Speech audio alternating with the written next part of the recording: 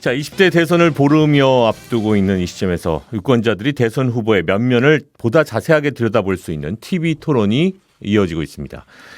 그저께 대선 후보 TV 토론에서는 경제를 주제로 한 대선 후보들의 이 정책과 또 공약들을 살펴봤는데요. 어제와 또 오늘 그 여진이 가라앉지 않고 있는 시점이죠. 자, 특히 단일화 협상 결렬 선언 이후에 공세 수위를 높이고 있는 안철수 국민의당 후보의 맹활약이 돋보였다라는 그런 평가도 있었는데, 자, 국민의당 선대위 국민소통위원장을 맡고 있는 오늘 권은희 원내대표 전화로 연결해서 말씀 좀 나눠보겠습니다. 권은희 원내대표님 안녕하십니까? 네, 안녕하십니까? 네네. 자, 이 오늘 뭐 첫 번째 질문부터 좀 부진해 드리겠습니다. 네. 그 이태규 국민의당 선대본부장이 그 국회 의원회관에서 기자회견을 열었고요. 네. 이 자리에서 2월 초에 이준석 대표와 만난 자리에서 합당 제안을 받았다면서 취지는 안 후보가 빨리 사퇴하고 대선 후에 국민의당 의사를 반영할 수 있는 특례 조항을 만들어서 최고위원회 공천심사에 참여를 보장하겠다라는 제안이었다라는 내용을 기자회견에서 밝힌 겁니다. 네. 예, 이 내용에 대해서는 뭐 얼만큼이나 알고 계셨고 또 이거에 대해서는 어떤 평가를 하십니까? 이준석 당대표가 그동안 국민의당과 합당과 관련해서 거강꾼이 많다. 장사를 많이 한다. 뭐 이런 얘기들을 많이 했는데요. 네네. 실제 오늘 이태규 의원의 기자회견을 통해서 실제 장사하려는 사람이 누군지, 거강꾼이 누구인지 확인할 수 있었던 내용이고, 본인의 거간 제안이고 이와 관련해서 진행되는 사항이나 함께 맞장구를 쳐서 논의됐던 사항들은 전혀 없다라는 말씀드립니다. 네네.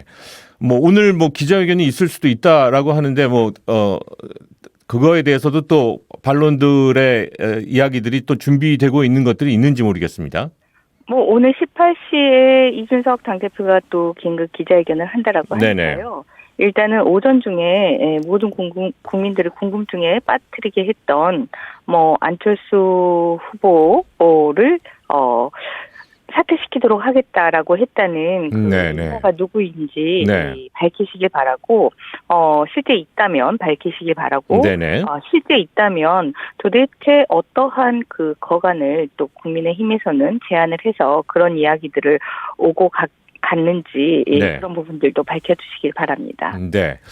그럼 기다려 봐야 될 것 같고요. 네. 안철수 후보가 이 정권 교체를 외치면서 역시 정권 교체를 외치고 있는 윤석열 후보와 공통 분모가 많다라는 그런 인식이 있어 왔는데, 안철수 후보의 정권 교체 그리고 또 윤석열 후보의 정권 교체 뭐 다른 점에서 어떤 점에서 차이점들이 있는 것 같으세요?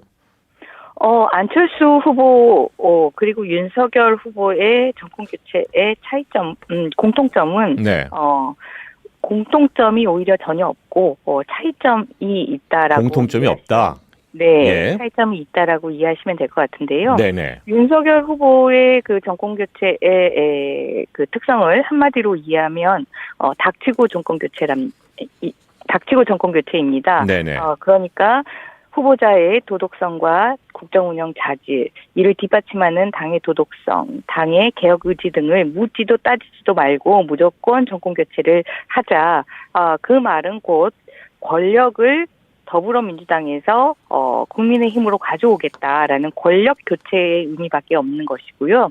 안철수 후보의 정권 교체는 현 문재인 정부의 무능함 그리고 분열, 이 부분을 극복하는 더 나은 정권 교체를 준비를 하고 있고, 이 더 나은 정권 교체를 통해서 이제 산업화 민주화를 뛰어넘는 선진화의 시대 교체를 해내자라고 외치고 있습니다. 네.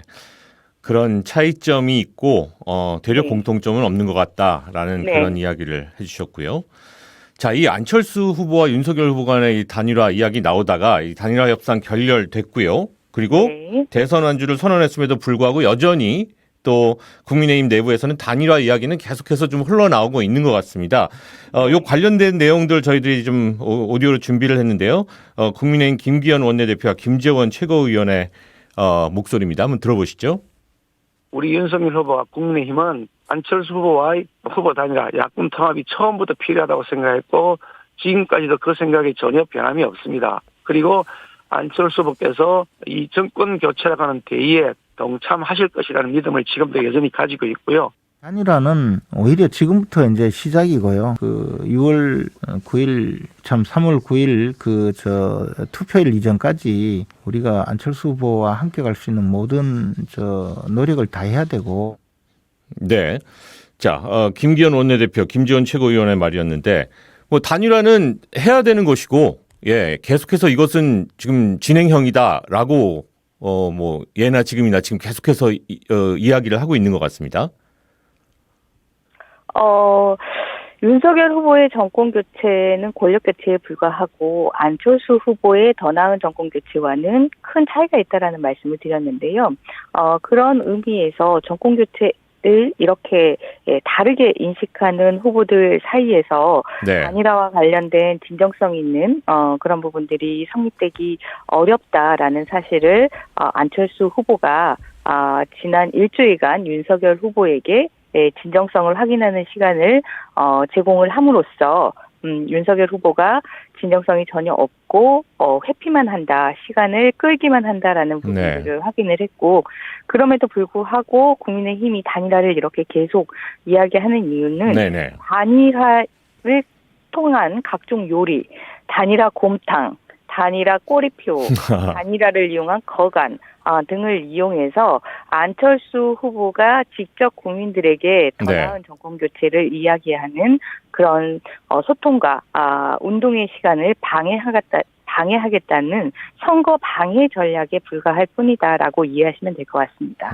진정성을 방해하는 그런 말들이다. 네. 라는 그런 말씀인 것 같고요. 자, 이렇게 단일화를 계속 이야기하는 분들도 있는가 하면 후보 단일화에 가장 적극적으로 반대하고 있는 사람 바로 이준석 국민의힘 대표인데, 오늘 아침 한 방송과의 인터뷰에서 단일화 결렬의 책임을 국민의힘에 넘기려고 하지 말아라 이렇게 말했던 내용이 있는데요. 한번 듣고 돌아오겠습니다. 국민의당 관계자 언행을 조심하셔야 되는 것이, 국민의당 관계자들이 안철수 대표의 의사와 관계없이 우리 측 관계자에게 안철수 대표를 접게 만들겠다는 등의 제안을 해온 것도 있습니다. 전 이런 것들 조심하셔서 발언해야 되고, 완전 안면 몰수하고 안철수 대표가 저렇게 나오니까 당황한 듯이 우리 쪽에 책임을 떠넘기려고 하는 분들이 있는데, 안철수 대표를 접게 만들겠다라는 이야기가 국민의힘 관계자들이 들었다라는 그런 이야기를 꺼냈어요. 네. 이준석 대표의 주장에 대해서 어떻게 생각하십니까?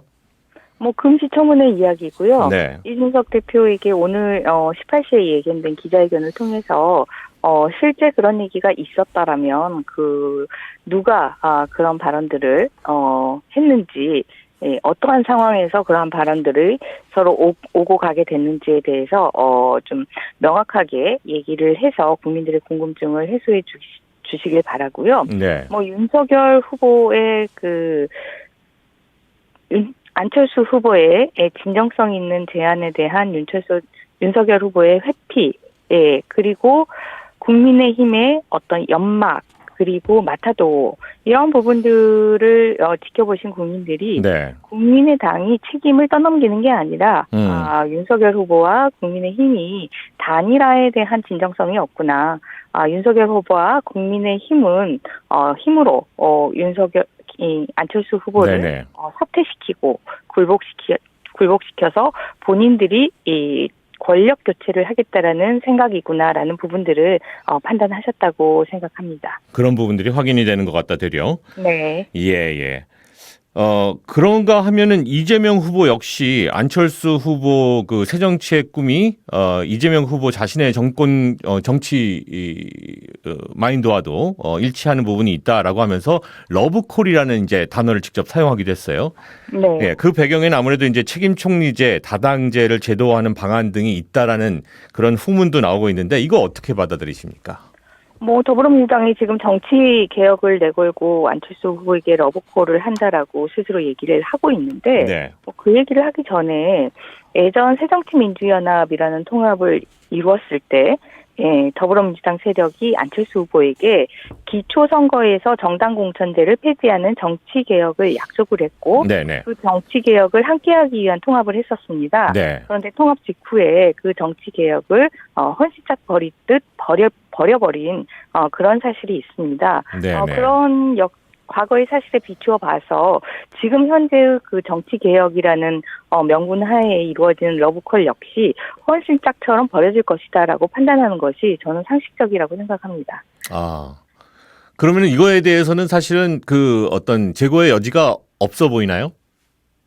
정치개혁은 필요하면 네. 필요하고 맞는 방향이고 해야 하는 일이면 어떠한 조건 을 걸지 말고 어떠한 기대를 품지 말고 해야 하는 일이면 제일 집권 여당으로서 책임을 가지고 진행을 해야 되는 그런 일이라고 생각합니다. 네, 진정성이 좀 더 보여야지 될 것 같다라는 그런 말씀인 것 같고요. 이재명 후보와 윤석열 후보 간의 대장동 개발 의혹과 관련된 설전이 계속해서 지금 이어지고 있습니다. 녹취록에 그분이 이재명 후보냐 아니냐, 녹취록에 나오는 이재명 게이트가 결국 윤석열 게이트다. 뭐 이런 얘기들이 지금 논쟁이 이어지고 있는데 대장동 개발 의혹의 책임, 지금 3당의 시각에서는 어떻게 바라보십니까?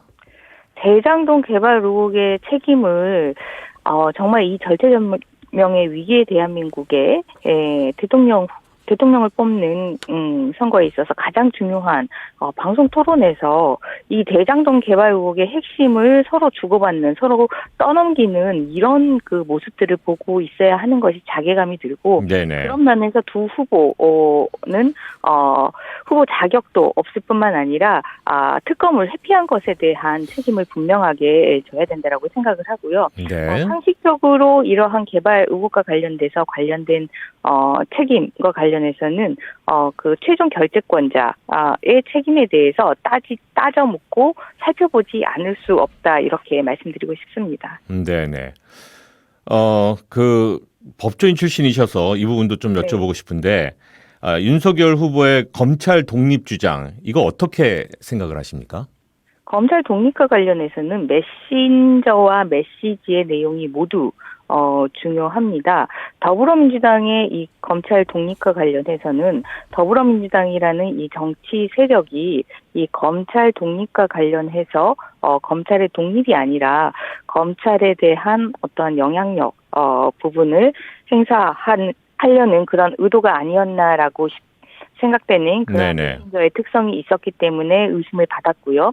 마찬가지로 윤석열 후보도 이 메신저 자체가 전직 검찰총장 출신으로서 지금은 정치에 입문하지 않았습니까? 네. 이런 전직 검찰총장 출신으로서 바로 정치에 입문한, 그래서 정치적 중립성이 의심되는 그러한 분이 검찰 독립을 주장을 하면 검찰 독립의 내용까지, 메시지의 내용까지 의구심을 받는다라고 그렇게 보고 있습니다. 이 검찰 독립과 관련해서는 국회에서 이러한 그 가급적이면 정치적 영향력을 차단한 메신저들의 의도를 차단한 완전히 제도적인 내용으로 독립이 보장돼야 된다라고 생각합니다. 네.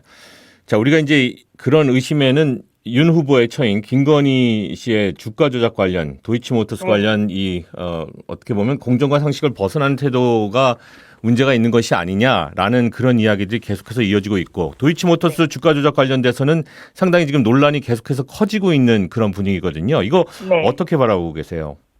도이치모터스 조작 관련해서는 지금 검찰 수사 진행 중이고 일부 재판이 진행 중인데요. 일부 재판이 구속 재판이 진행 중인 이런 상황에서 주가 조작이라는 부분들에 대해서는 사실로 인정이 된다라고 보고 있고, 이 주가 조작에 윤석열 후보의 부인이 얼마나 개입되는지 여부는 추가적인 수사로 확인되어야 될 사항인데, 다만 윤석열 후보가 이에 대해서 명백하게 검찰총장 출신답게 지금 증거를 가지고 명백하게 사실을 소명하는 그런 모습을 보여야 하는데 부인이 사용한 여러 개의 계좌 중에 한 개의 계좌, 그것도 일부 기간만 공개를 해놓고 관련되는 부분에 대해서는 전체 다 공개를 했다. 그러니 혐의가 없는 것이다라는 그런 정말 그 전직 검찰총장답지 않은 네. 그런 부실한 변명들을 하고 있습니다. 이런 모습을 통해서 더욱 의심될 수밖에 없는 부분이고 이 수사를 담당하는 검찰 역시 그 수사의 의지를 의심받게 하는 그런 모습이라고 생각을 합니다. 윤석열 후보는 정정당당하게 또 전직 수사를 했던 검찰총장답게 네네. 관련되는 부분에 대해서 무엇을 어떻게 소명해야 되는지 무엇을 어떻게 입증해야 되는지 잘 알고 있기 때문에 그 부분에 대해서 명백히 이야기를 하든지 아니면 일부 소명, 일부 변명으로 전체에 대한 혐의 사실을 소명하기에 부족한 부분만 본인이 열람을 했다면 그 부분에 대해서 명확하게 일부에 대해서만 내가 공개를 했고 나머지 부분은 수사 대상이다라고 명확한 답변을 해주는 자세가 필요하다라고 생각합니다. 네. 마지막 질문인데요. 지난 대선 토론 때는 안철수 후보가 뭐 선전을 했다. 뭐 순위를 매기기는 힘들지만 네. 제일 잘했다. 뭐 이런 얘기도 나오곤 하는데 이번 더 대선에서는 또 어떤 활약을 펼칠지 기대가 됩니다. 어떻게 생각하세요? 네.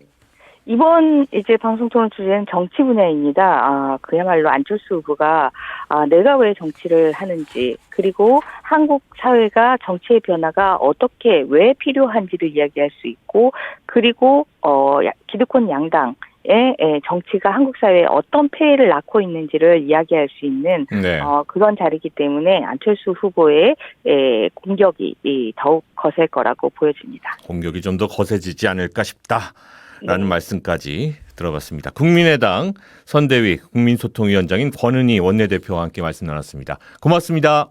네, 감사합니다.